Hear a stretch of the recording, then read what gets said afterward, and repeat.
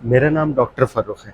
हम बचपन से ही ब्रश कर रहे हैं, जब हम बिल्कुल छोटे होते हैं उस वक़्त से हम ब्रश शुरू कर देते हैं। लेकिन बाज़ दफ़ा हम ब्रश गलत कर रहे होते हैं जिससे हमारी दाँतों की हेल्थ ख़राब हो जाती है और वो लंबे अरसे तक हमें हेल्थ नहीं देते।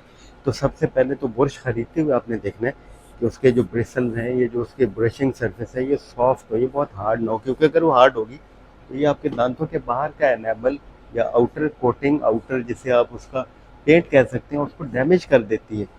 उसके बाद जो ब्रशिंग टेक्निक है वो बहुत इंपॉर्टेंट है। ब्रशिंग टेक्निक के अंदर ये है कि यूजुअली बच्चे या बात लोग गलत ब्रश कर रहे होते हैं, ऐसे ऐसे ब्रश नहीं करना, ये गलत तरीका है ब्रश करने का।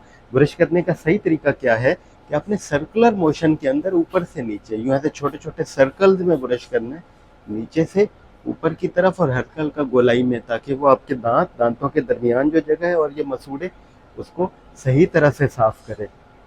फिर बाहर की तरफ से तो जब हम इस पर टूथपेस्ट लगा लेते हैं और बाहर की तरफ से रगड़ाई शुरू कर देते हैं, तो बाहर से जनरली टीथ ज़्यादा हम क्लीन कर रहे होते हैं और उनकी जो ग्राइंडिंग सरफेस है, ये जिसने खुराक के साथ इन टच आना है, उसको उसके बाद साफ करते हैं। लेकिन जो जगह निगलेक्ट हो जाती है वो दांतों के अंदर की साइड है, या ये वाली जो जो बैक साइड पे साइड होती है, जो अंदर वाली साइड होती है, ये यूजुअली निगलेक्ट हो जाती है क्योंकि बाहर हम ज़्यादा टाइम दे देते हैं, इस पे हमें जल्दी होती है ब्रशिंग को फिनिश करने की। तो आप ये ख्याल रखें कि आप इसके 4 हिस्से कर लें, 2, 3, 4। तो आपने हर हिस्से को बराबर टाइम देना है और उसके अंदर की तरफ को भी बराबर टाइम देना है। इस पे भी इसी तरह सर्कुलर ब्रश करना है और एक एक दांत को और उसके दरमियान की जगह को हल्का क्लीन करना है, रगड़ना नहीं है। हम आमतौर पे जोर से अगर रगड़ाई करते हैं तो हमारा ये आउटर जो ये कवर या पेंट या सरफेस होती है एनामल, वो डैमेज हो जाता है, फिर वो टीथ हीट और कोल्ड से सेंसिटिव हो जाते हैं। तो हमने ब्रश रगड़ना नहीं है, साफ करना है और अंदर से भी अच्छी तरह करना है। सबसे ज़्यादा जो टार जमता है, जो पीलाहट जमती है, वो ये इन दांतों के अंदर की तरफ यहाँ पे जमती है। तो उसको यहाँ अंदर से भी ऊपर नीचे और ऐसे सर्कुलर पोर्शन में और यहाँ पे भी इसको अच्छी तरह से क्लीन करना है, दिन में 2 दफ़ा। अब कुछ खास सिचुएशंस हो जाती हैं हमारी बॉडी के अंदर।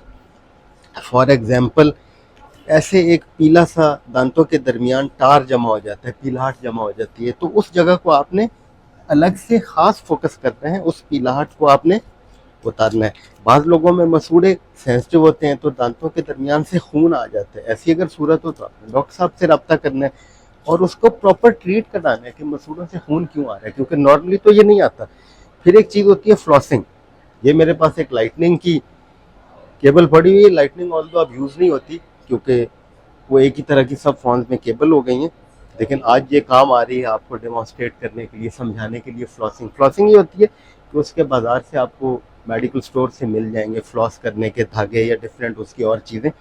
तो दांतों के दरमियान से आपने रख के, क्योंकि ब्रश आपका यहाँ दरमियान में अंदर नहीं पहुँच रहा और खुराक के कुछ ज़र्रे यहाँ अंदर भी फंस जाते हैं, तो उनको आपने फ्लॉस के ज़रिए से नीचे लेकर जाना है और हल्का हल्का करते हुए ऊपर ले आना है, और वो आप फील करेंगे कि यहाँ पे फूड के पार्टिकल ज़र्रे लगे हुए होंगे। फिर ये जो फ्रंट के दांत होते हैं, इनकी जड़ इस तरह, जो रूट है वो सिंगल होती है नीचे।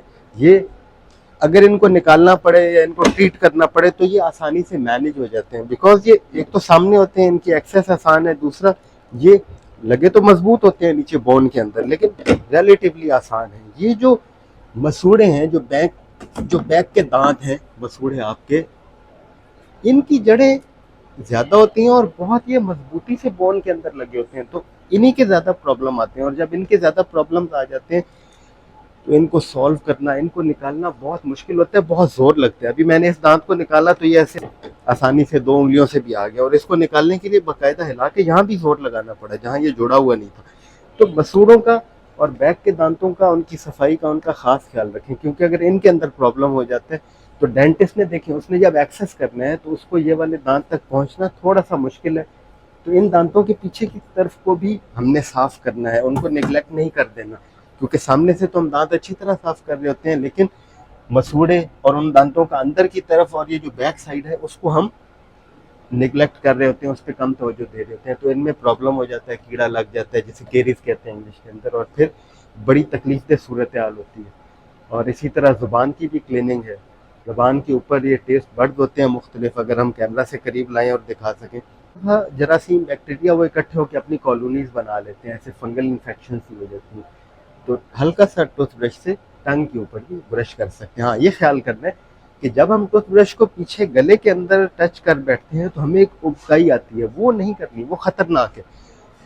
हमारी जुबान के आखिरी हिस्से में यहाँ अगर हम ब्रश लगा बैठेंगे, या दांतों में भी जब एंड पे यहाँ ब्रश कर रहे होते हैं यहाँ, तो एक गैग रिफ्लेक्स आता है ऐसे उबकाई से, वो नहीं होने देनी। उसका नुकसान क्या होता है कि देखिए खुराक यहाँ से नीचे जा रही है, नीचे मैदा है, तो मैदे से आपका वो जो एसिडिक कंटेंट है, तेजाब वाला कंटेंट है, जो फूड है थोड़ा हजम हुआ हुआ, वो आपके गले तक आता है, और इस सारे एरिए में वो स्वेलिंग, सोजिश और इन्फेक्शन, खराबी कर सकते हैं। और अगर ये बार बार करते रहेंगे तो आपके जो गैस्ट्रोइंटेस्टिनल ट्रैक, जो आपकी हाजमे का निज़ाम है, उसका ये जो ऊपर वाला हिस्सा है शुरू का, मुंह और उसके बाद इसोफेगस जो फूड पाइप होता है, उसमें एसिड रह रह के वो डैमेज हो जाता है।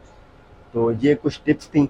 इसमें हम ख़ास तौर पे TDF दाऊद फाउंडेशन का शुक्रिया भी अदा करते हैं कि उन्होंने इतना अच्छा सेंटर बनाया जहाँ पे एजुटेनमेंट यानी एजुकेशन और एंटरटेनमेंट को इकट्ठा करके उन्होंने दिखाया है। तो जो समझदार बच्चे हैं, जो बड़े बच्चे हैं और इवन जो फुल बड़े हैं, उनके लिए ये बहुत ही शानदार जगह है सीखने के लिए, नॉलेज गेन करने के लिए और अपनी ज़िंदगी को बेहतर करने के लिए। Thank you for